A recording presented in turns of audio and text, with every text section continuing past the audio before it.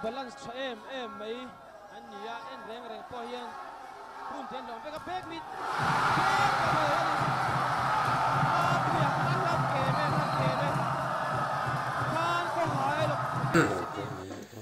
ale serious lutuk long atuna hianin Mizoram best biker mapuya ina galenga he tula chu kain kom na sakho maya chuanin ama po hianin channel ania mapuya ralte comment o description a link kandanga chong comment masabera a channel link kaganda ve rim bokanga ke ai subscriber la net lem jok ve khang na na bangin da do na ni chuan tun interview cha volleyball a han tournament a best biker an chu hei a medal or kha ka or saka chuanin ati sat te ka hak saka jersey interview kan nei don ni kan thu tak ren run lo kan channel kal phung chu ni de ho ne ma se zona chu serious thonga kan chan vel da na kan serious lu tuk lo ni ponin again tha thiam don ne thiam don ne ma sabera chuanin zona ma saber pian le mura chu in zo kher po katum lo zirna ai thlen chin le zirna mun zirna hianin basic ka graduate chemistry basic chemistry ka graduate Pachung University College atang ka chuak 2021 khan ka chuak chanin volleyball lo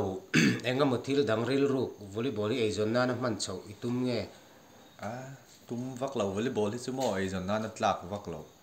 Mizoram atak hi chuanin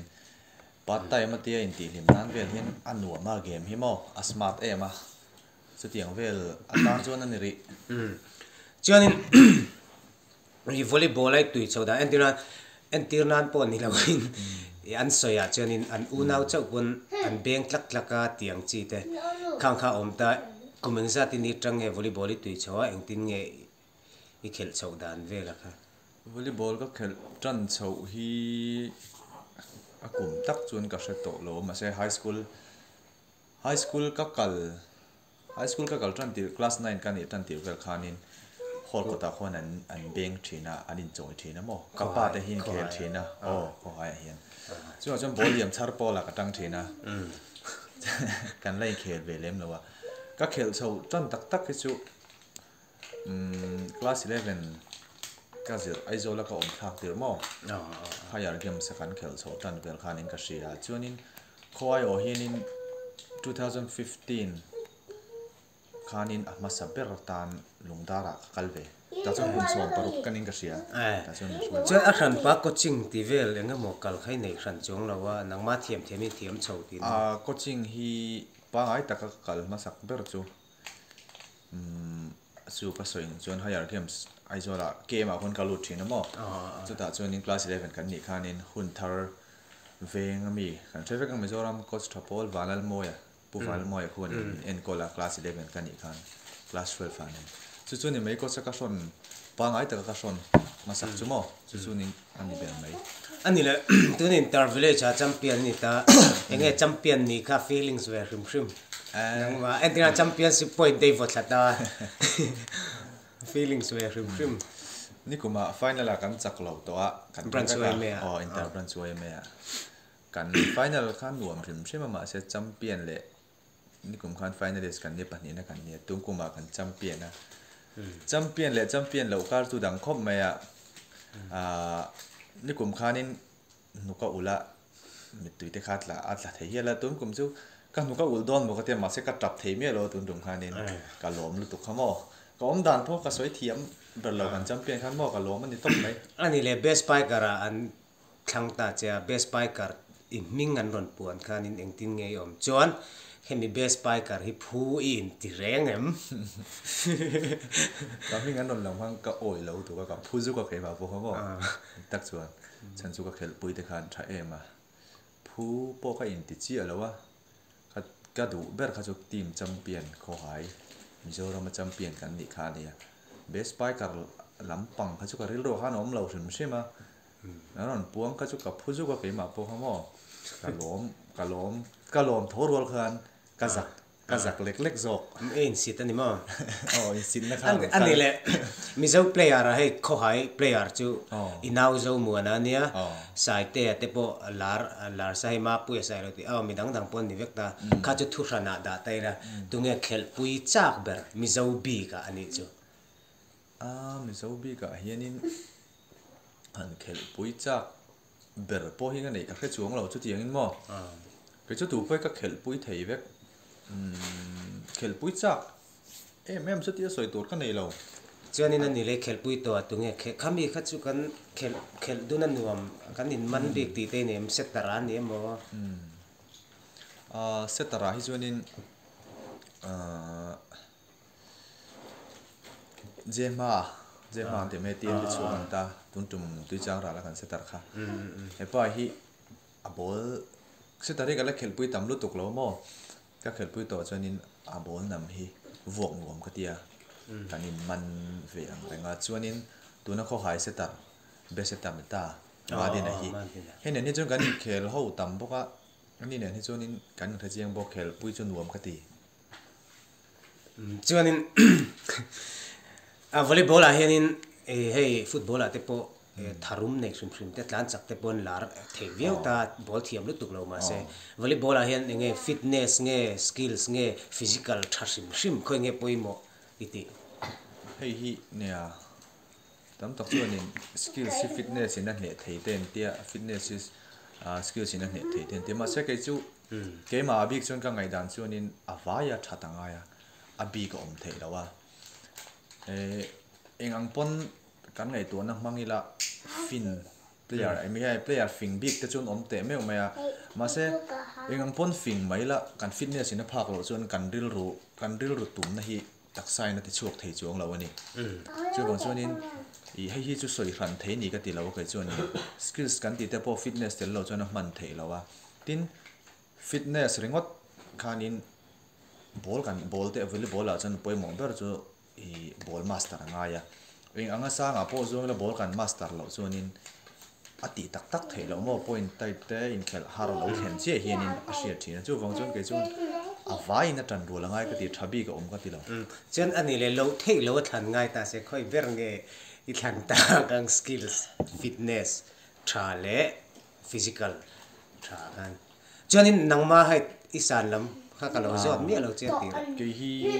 ka sang vak lo 59 vel kania 59 vel kania chuanin china han i soi ta kha chuanin 59 chau kan i wang hianin tun la ya mi zo volleyball rong khel tha te po hi an lian to em ma fit ru chuanin tam to ni chu wang chuanin keima bi ka chuan lo thei lo thlan ngai chu ni se physical kha ka thlan kharinga fit luk vel tal ni ve hi chu ka cha ka mo fit luk vel chu han ni ve la hei ai hi chuanin ala that deuh thei lo mo o ka ti tu na kan hai ta ngai chuan zuan na ngai lu tu ka a har sabi ani le hei tu nai khel pui te kho hai champion intervallist champion kho hai kan ni ta chuta chuan player tha hei zo mu anai now nge po hun thar pro volleyball league a khel ta a tha player lang sa ball ania sai te po ti chang ra la khatiang chi kha ni ta chuan nang man fak na thin che chu vozot lo ma se athua ka film antia nang ma in mu dan chuanin volleyball a hen enge khoya khel nge no mi ti ber high ball antia mi nge middle om nge no mi ti nang ma in mu dang kha soi ma sa phot la i thuak chu film rengem ani hi mu that hi a har khopa chan chu kan ke ni ai thiam hin tam lu tu ka ma se min lo mu ve dan an soi chu eng po lo ni sela ka in min lo mu dan kha chu thu ran ni sela ka soi ve tu zo ka chu ke ma in khel dan zo kan soi nga ta tang chuan ka ri ro put lam te po ala zo ka in khel hian ke chu hei le ro kan in khel tan ti ta chuanin i soi ang deuh khanin varik pop te va chum thak va ti thak deuh pop chu an nuam ani aro pui mel bik riawa ma se khatiang kha chu ka in khel tan tir po khan ke chu kan ni ve vak lo khatiang chi kha trong moi lo ni lo sela in fiam na hi chuanin phakar deuh hle kan ai mo a chan chu point hi kan in khel chan ania no na deuh tla le zoi te tla hi kan in ai nang renga chu wang chuanin cái mà bị cả cho nên cái in khel hiền in cả xã hội về vác ngay lâu mà cả phi đi về em ngay bốc lâu à cho nên cả tụm bé là hết chụp point muốn như mày à nên cái in khel đấy là hiền in first set kan khel zo hi cho nên le lam pol player ta hi ke chon ka lo zir aro ken ka lo zir ve thina ni khoi song e a receive thalo ti te so a block a time so in tin nge a chak lo na lai ti khanin ti le ka lo chik ve thina ni tin ke man ka attack ta ni khoi tang po ka lo attack ta eng tin nge defense an rem ti te khami zir khanin set lo thalo ta se set tha chon ru pom chu a thate me u chut na ta ngai ni ma se set kha kan du thu sam chia lo ni lo khan eng tin nge bol ka dam ti kha cả lâu ngày tuổi lộc về thiên mò kha ý plan L B cái này thiên đi chú mình bùi em mà cái phim em vàng pon thì chúng là mình kha mình đang pon nào gì về sẽ là chú mình này chú ngay rồi chọn position na ít khel nuôi mấy tí na bơ mi đi là nghe hai position hi mặc em tìm mấy thầy thì đây là hoa chọn sẽ tập thiên cái này chú vàng chọn nên tuần thang cái pon mặc cái tí cơ chú sẽ tập thiên cái này cái khel thành tiền chọn tuần thang hiền nên sẽ tập thàn hi cả là chả phải ngà để đây à spike ai mà chọn nên spike cả thàn lúc tập mấy ball hành xiêm của về thì cái chọn cả là chả phải tuần nào chọn mà chọn các khel to chọn nên zone 4 anh tia outside hitter mo outside attacker hay chu an nuam ber tin ball hi ani ve vut lo wang hianin ngai to na man hun hi awm deu hleka chu wang zone 4 hi nuam ka ti ke chuan ani le ai zot na sa mol khawa ai minute kal tlem mi mal choi moi na ni don to te ni ta se chuan chu mi mal choi moi nai don to in nei ani chuan enge ingai lut ber tun interview cha best spiker ni khange section we me best spiker ni nge ingai lut ber nia don ba to choi moi na ka don to hi ka don masak ber kha chu lung tan ania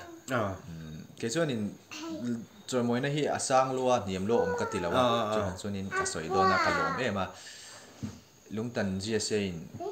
helai tlang dong che vel ko hai GSA te tlai vel te invitation ang deu re ka tournament an siam tum khanin ama sabera tan best by kar than ve kania kuman sang ini ta chu kum som pasari kania o sediang vel chu kanin ka ria khame tum po ka kam ka don masak beran i wang khan nuam ka ti em ema alom po ka loma chu ni lo ne ta se chuaninให้มีข้อหายโซนเท่าข้อหายกันเล่นตุ่มเฮียนินตุ่มแม่กับเชียงเสียตัวเรา inter district กันเกมตุ่มเฮียนินทัวร์นาเมนต์เขตตัวนี้กันหัวให้ตัวนั้นกันเซตารำเดินมอยเนี่ยเฮียนจะมีตุ่มเชียนินเบสไปกันระบบตาเบียดเตะอะไรไอ้นี่เราข้อหายข้อหาย sorry ลุงตันเนี่ยกันไฟล์แต่จนมอเบสไปกันตาจวนนี้ตัวจ้าเราเกมส์นี่กูมันนี่มั้ง2022 เบียดเตะในถุงคานินแต่คันเบสไปคันละตัวก็จวนนี้เบสไปกับรังตักจวนนี้ตัวน่ะอินเตอร์วิลเลสมีฮีอันนี้เลยไม่ยันกระชิบมีมันบีกับจวนมั้งจวนยังไงหลุดเบอร์จูใครเงี้ยเนี่ยอามาซาเบอร์ข้างเงี้ยนุ่งเบอร์ยังไงอามาซาเบอร์ค่ะอารมณ์อมดันจุดดังได้ครบไหมอะแล้วเราปังบอกกันเราปังบอกกันแต่จวนนี้มาเสให้ตัวนั้นมีฮีอินเตอร์วิลเลสมีฮีจูเนี่ยมิโซรัมพวกกันเนี่ยเนี่ยกันพูดเราจงมิโซรัมพวกอ่ะจวนนี้อัดลูกขบไม่กันต้องแหละแค่เรื่องนี้มันก็ใช่เราเลยลูกกันที่ขบไม่ให้จุ๊บอันนี้เลยไว้นะให้กันสวยก็ลงกันตรงที่เนี่ยมันจะเอาไงมากันตรงลงตัวไล่จุกันไอ้จุยน่าสักติดตัวเวียนะที่เองก็ไม่กันบวยปุยดูนะกันบวยปุยดูจูสวยเวกเขียนพวกไงเหรอจะแต่พอจังกระจอดทั่วกันมาเสกระจอดทุยวักดูแล้วว่าจู่ๆกระจอดจุยเลี้ยงก็ข้อเวลวอลเลย์บอลเพลย์อะไรเฮียนี่ตรงนี้เทียมไม่ตีแบบปักขัดเจ้าเตะตีโอ้ยเราเทียมไม่ตีปักขัดเจ้าก็เอ็นเวจิน่าช่วงนี้จุดค่อยโพสิชันอ่ะเงี้ยอมตีข้าสวยเต็มบล็อกแล้วแต่อันดิเฟนซ์อันบล็อกแต่ที่จู่ถ้าเดี๋ยวจะสวยตัวนั้นเอามาเส pakhat chau than ngai a chuanin ke chuanin en ga pet ka thlangang friends minimo outside theater ni ta ni po khoya po man thei ai lai hin om ngai lo media blogger ani lo ta opposite spiker kan ti universal te le backward tang te le highball kan ti mai tang te hin a hlom me me matin a thiam ka ti hrim chim ga pet thimo ani le mei chia mei chia en ngai en ngai tho ve mei chia an beng tak nge yan thin an ke chu beng lo dei lo ne ka lo ko chu ka lo til hi ka chi ve mo ke chu 2000 Olympic nung ber kha ti kuma kha ni kuma niam an ni mai thei khami lo jok Brazil le mun le London an lo London an khel London ka 2015 an niam kha khami tuma an khel tuma Serbian no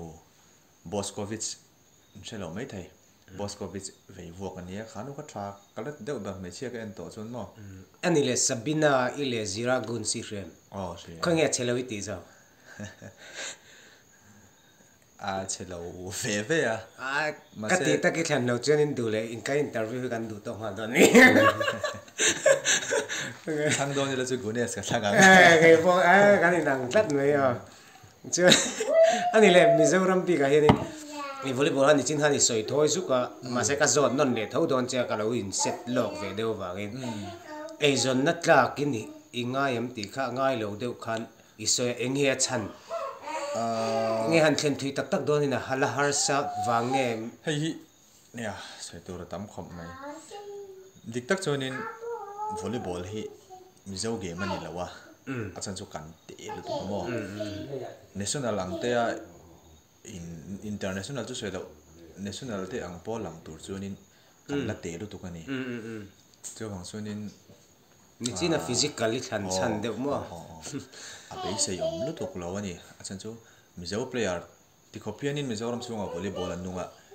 national ai o kal thei mi pa hi kan lo mi lo ni om zia chunin age level ate po kan in khel to a mini national ate po silver kan lak pui ve to mizoram khati anga te po chiang em chu mizo chu kan age level anga po kan te lu tu kani chu wang chunin national level anga hin ho pa sang lo tu ka chu wang chunin volleyball cái khel mà ni sela volleyball ai chon game dang hi e chon na ta nan an mang do ni chon ka support pui zo ka tin MVA ni ta am zo na volleyball thon sang pro division kan ti ta hemi club ho hi mo te hi kan league sang ber chu ni maya tournament hi a claim lu tu ka ni season khata hianin atam bera voi thum de tournament oma chuda chonin player te lo hi chu ai nang vek lo nga ma se season cut chunga tournament voi thum chaw om chuanin kan hlo kha asan lu tuk si lo chuanin asian na tla kan ni lo chan chu khoi hun danga mo thing tlang mo khoi mo in khel kwal do ni la pro division khel phal lo ti khan player min phuar le box ya chu wang chuanin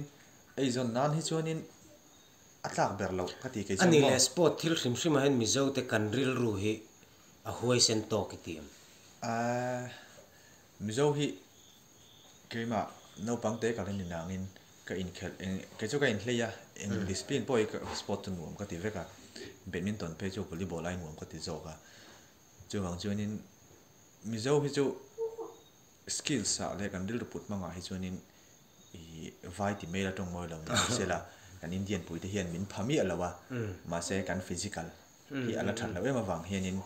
hei wang mai mai hin ka sia kan mental chu adik ber indian a chon mom mizo te hi ani le zo mu na naw ania a om lo na kan soi tel thonga e a tha em ta ni I naw ani wang big de win kan soi so khoi player tha dang kha chu soi lo mai la I naw ni wangin zo mu na aya tha zo ka in nangma in rin tok zo na zo mu na ai kheta hin jong ka tha ti na ka shelo zo mu na hi ni a maron son khop mai a chaber hi om thelo player hi se ma son pol tak so ninga soi pon dom lo ma neu nau ten nia a cha min chan lo ti chon na lom om ni maya tin ke pon katluk lo wa a hrenga katluk lo ki ma tluk lo ai ngai ti na mo katluk lo zia ka sia mo mà sẽ ai nào thì chú hủ pham kiếm lâu hả ra u thế cái này anh em đang bây giờ tiền anh lâu ta đủ khóc lâu này cái lâu này về China á cái mà bố anh cái gì về China này cái phụ về China ngon rồi khá lắm cho soi tụi cáiนี่เลยamma zo mo na amma skill sa mo physical ni mo enga mo hanin nang maron bet don ta se a engei du ber a zuan san na nge enge ama hin tra cái tỷ về ber chú ama hi power về mo pian ama ai apalen lut apate phejo ni lawa ma se mi zo player an lian to khati kha apalen lo ngai to angai hianin aku thlak ta hin na ve mo hei hi chu a thap puya hei chu a om ve Mizoram a khel nan chen i zuan san lamte chui du tok thau ti na soi nu du khop tak hi om lawa ma se chin kan soin khanin mental te kan ti skills nen tang copy chuanin 59 chau kan ta kai du khop lo ke ma hi mo hit lu vel thal chu thing ve la chu hei ai hianin kan la tong sang theng e mo ti cho nên ni le ni chin hanin atir lam en zo tak pon ya thaw ipa te in khelian thu khai soi ta ipa chu in khel thin ti chu riat phot ta kai ni pong kan sia kan kitlang lo mai nge a hiam thin ti kha kan siat dang kha ne chu lo nge chun tur dang ipa po hai soi zui thai thawa mi dang chun tur dang a kan ni kha lom te poi ti dei thayaอันนี้เนี่ยเพจก็แค่จวงแล้วว่ากันช่วงพอที่การอินเล่ใช่ไหมกับป่าฮีเนี่ยเซตตัดทีนั่นเนี่ยมาเซกับป่าพอฮีถ้าแบบเพจนี่แล้วก็มาเซนหุ่นไล่ก็จะนี่เขาหายแต่ปอกคันนี่อธิเปย์แบบโปลตินงตู้คันนี่เลยทีนะจำเป็นนะกันส่วนแต่โปลเนี่ยไม่เท่ทิ้งกันโอ้ฮีอินเฟียมาเทียอาร์ตสคูลกันไล่เพราะว่าเบสกาแต่เราเนี่ยเนี่ยมั่วแอตเลติกส์ละมาแต่เองที่จุงเดี๋ยวพอสุกันชวนยังไงพวกที่ใส่ทีเวลล็อกดีละวอลเลย์บอลเจ้านี่เลยวอลเลย์บอลแล้วก็เมดัลลากันแอตเลติกส์ก็เมดัลลากันตั้งโตจัมปิ้งเลยเรสเวลเห็นมั้ยเมดัลลาเวลกันมือที่เห็นเด็กกันตาเนี่ยก็หาจอดจะกระตุ้มเท่านี้วอลเลย์บอลเราอย่างเงี้ยเกมหนัวมิติเบอร์ฮันติค่ะเนี่ยข้ามีลำข้าจะทัวร์ลุตุกเราเมืองเองเงี้ยนี่เลยคือช่วงวอลเลย์บอลนี่เราเกมอินฟิมนั่นดังกันหนัวมิติเบอร์แบดมินตันจนเนี่ยตอบลำปังเดียวกันไหนต้องเนาะเสียเดียวตัวพอชานเสียเดียวตัวพอหนีทุนไม่เองเงี้ยซึ่งนี่จีน่ะก็รบกวนไม่ไม่เช็ดปากก็ไม่เช็ดปากต้นเรื่องอมคมนะคันให้อินเตอร์วิวกันตุ้มเดียวว่าเองเงี้ยจะดูเนี่ยเงี้ยมันเตะกันเดียจังหวะเช่นเสียจุ่มมีจะดูก็สวยมาจนอีไม่เช็ดดูจงอีเรียดเวริมว่าไงสตาร์ดูเจนทำมาให้กันเหลวเบียกเวเดวเราทิ้งเตปนสตาร์ก็สตาร์อันที่เจ้ากันฮอรุมโดนเจ้าว่าที่เจ้าว่าเจ้าไม่เช็ดดูจงก็สวยเวริมว่าไงเช็ดดูเงี้ยเบียดทับเบียดจังเงี้ยทำไมกับที่เราคบไหมไม่เชื่อที่เจ้านี่เนี่ยไม่เชื่อเจ้าเราเพราะกังไงนัดจงถึงเข้มที่เจ้ามีตังมากังไงสร้างมั้งไม่ต้องทำเนี่ยใช้เจ้าเรียบถูกเจ้าเราถูกเพิ่มกันถูกกันไม่เสียแต่เนี่ยที่เจ้านี่เสียที่เจ้านี่ไม่เชื่อเจ้าเนี่ยตักๆนี่นะหันที่จกเราเสร็จละนี่ที่จกเราตัวที่จุกกังไงที่ว่าเราเคยมาเห็นที่มาพอฮีพอไงนะเราเวทโป๊เวทตักกันนี่ว่าเห็นที่จกเราตัวที่จุกกังไงนี่ว่าเราเดี๋ยวมาจะโจยเดี๋ยวลำปังกินอาหุ่นเลี้ยงหุ่นเสียมีโพไลเสียละเจ้าตัวในสวยไล่ข้านี่นี่ริลรัวอมเมกแต่น้องมันไม่เชื่อผมฉันเอาไว้อันนี้เลยเดี๋ยวดูสินี่เร่ๆดูนะเห็นไงสภาพโชคไล่จำเป็นสนองว่าพวกรวบไงเนี่ยลิ้นเบะต่อคุยแล้วว่าลิ้นเบะริลมาไหมวะจุดข้าจะพับลิกก็สวยจริงนี่แล้วนี่เจ้านี่หัวชับเวลารุ่นซ้อนไม่รู้ไม่เชื่อกันเจ้านี่แหละริมเป็นอินเดียนั่นเนี่ยมอมิจฉาpolitics ตรงจ้าเนี่ยมออีดูอันสวยเวริมแต่อันนี้จุดมีไม่ล็อกนะข้อหายบี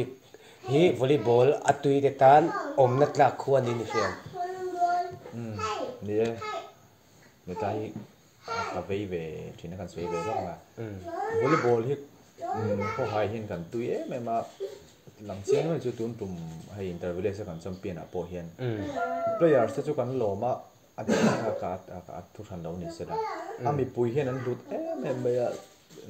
เขาลายอ่ะหันเด้งชัวร์ก็ได้มิลล์จีบไปตู้โต๊ะเลยลมปุยนั่นเต้ตรงมันเราใช้ฝักนักออกเขาจะกันดงหมดเลยนี่กันเทตาเขาหมดตีเตปอลเราออกมาจะเปิดเตปอลเราออกมาวอลเลย์บอลที่เขาหายส่วนนี้อัตุยกลับมีปุยที่นั้นพูดคุยตักกุศลสุดที่ไรเราส่วนนี้ก็ดูให้ดูขอบตักเขี้ยมเราวะขดล่างเฮียนินให้อายหุ่นมาชาเตะขดล่างช่วยตัวเตะกันอีกเรื่องการเซ็นเตะกันเอาไว้เมกันนั่นจุดเตปอลยังมีตั้งเตปอลยังให้อายหุ่นมาชาเตะไงตัวมินไงตัวสักเทดันที่อมเสร็จแล้วขี้ตาตัวน่าเย็นขี้ตากันลักกลางเทียนกันเลยนะจู่ๆอาเวอมก็เดียตินบริบทกันเขลทันทีละทิ้งกลางอ่ะจวนนินดวงโต๊ะequipment กันเลยเราถือนั่นนี่บอลเรื่องวัดโปกันเลยเราถือนะเห็นแต่ที่กันฟิสิตกันเกมลำปังเตะเว้ยโอเจเซเตะเว้ยเมย์อินเจียวเตะให้ที่ขดขดล้างมิงลันนะติไหมยังขดล้างมิงลันเวียนนั่นที่จู่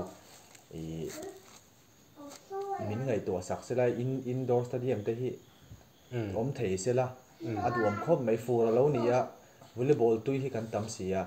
รัวสูงเล็กจนกันอินเขียนเทแล้วว่าแห่งที่เวอมก็เดีย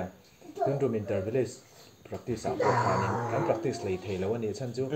รัวสูงขันมินติบอยเซ่แล้วนี่แห่งที่เวอมก็เดียจริงๆ YouTube channel กันตั้งเฮียนี่กันสวยเวงฮะเลยแห่งเลยนะวอลเลย์บอล player สุดท้ายอันนี้ตัวไหนเห็นมาลักอันตุ้มเมกติเตะอมเดินกันเรียจุงจานรัวสูรนี่มั้งนี่สะเอ็ดอุดมีเรื่องมั้งขัดยังไงเขลเตะขัดติเตะอมินกันเรียเนี่ยจังตุ้งโฉจังเช่นอีเวจงช่วยงั้นมั้งหันสวยเวซิมเตะเงี้ยอินขนาดเดินตัวไอ้พวกโดนให้ตีจีจุนี่เจ้าแล้วแม่ปุ๊กกันไหนมีเจ้าทลายอันตีดานี่ให้มีอินเตอร์วิวต่อปะมีเจ้าทลายเนี่ยง่ายจ่าด้วยไหนที่เดียวกันจ่าด้วยไหน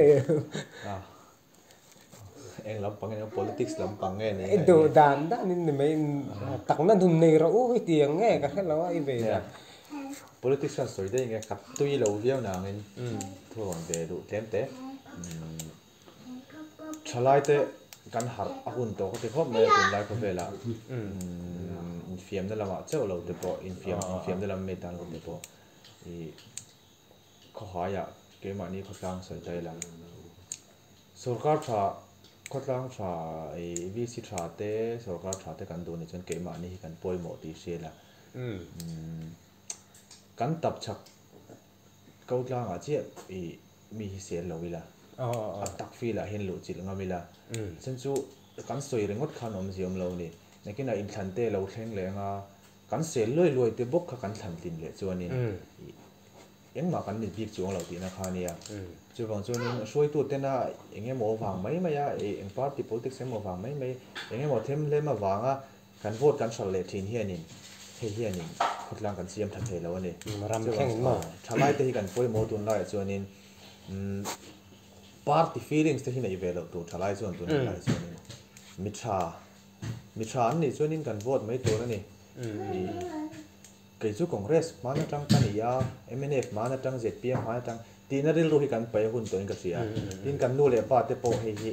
กันนู่นเลยป้าเตนั้นแล้วตั้มมาเห็นแต่เฮีกันชาไลซ์ออกแต่เห็นกันถือฟินง่ายตัวนี้ก็เสียขอให้ขดล้างง่ายปอขดล้างช่วยตุชาขดล้างเดลบอลแล้วชากันในตัวนี้ส่วนมีปุยเด่นกันเจียนมาสักง่ายคือบางส่วนนี้นักกินกันถิ่นด้วยมากันอาคุมเลยตัวตัวที่จู่โหวตลงงั้นไม่ละปุยไม่แรงให้หมอกันเบสเซฟวางที่โหวตลงงั้นไม่ละทินประคันและเจ็บกันสวยตาเราว่ามีชิงประคัดเวเลมกันในส่วนนี้เซมติเตมีวันเนกตุ้มเร่งนุนมันที่เกี่ยอาสาทักกันเดียอาสาอมเหลากันเดียนี่ส่วนบางส่วนนี้ empa eng sorkar po nei la atel lo pon ka in to del thiang I khami an thil pek antinan thil hote te semti te sorkar tang puina ka kan du lo ti na ni lovin khami be sei reng ava khosak te hi mizo digan simila mani in to del tumila sorkar puina tel lo pon ka in ding ka in tung ding thei kinaril ro hi ka survive veng mo survive hi put itu mang u chu za om na po ni ti khan me ro se tui lu tuk don kai var sa koi don ene cho nên to ka ti jong khan ni tamai se la I ka thiam lo veng ti ka ring mi hi voi khat ma he tiang hiang ka la interview ngai lo ka voi khat na ni ta cho nên tu na se ka poi mo ka me Mizoram pum hu pon kan than mo bo kan ni ve ni ti ka sei ve ani chu cho nên milo en tu te ha kan lo ma chen a channel khain lo subscribe sak ve ka che da tom nan he kan channel hi ilo en ve zeu thoin ka ringa en thin nge thin lo ka lo kan ti thin pakhat engen yang je dia so kan pia so na oma eng ber khange ati ve lo kang I thiam lo deu kha mi ne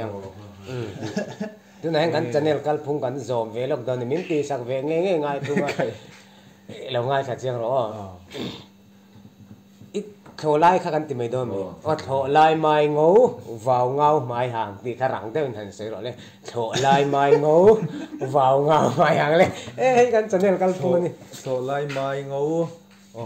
vào ngao mãi hàng răng tôi lấy cái muông trắng lên vào ngao mãi hàng lên thọ lai mau ngâu vào biết liền rồi thọ lai mai ngâu vào ngao mãi hàng vào ngao mãi hàng lấy ai răng theo khả năng tôi nhận tin thọ lai mau ngâu vào vào ngao mãi hàng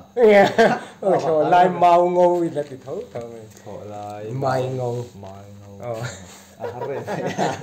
anh đi le sakor hur hoi her hati jin ro tak tak này itu na hian hei ani chera sai to kai an medal interview le cha an model akatin medal no model te kan ti JJS trucking Bharat Benz mo an medal khania chen hen jersey champion na karon hai karon pan vong vong ai zo la min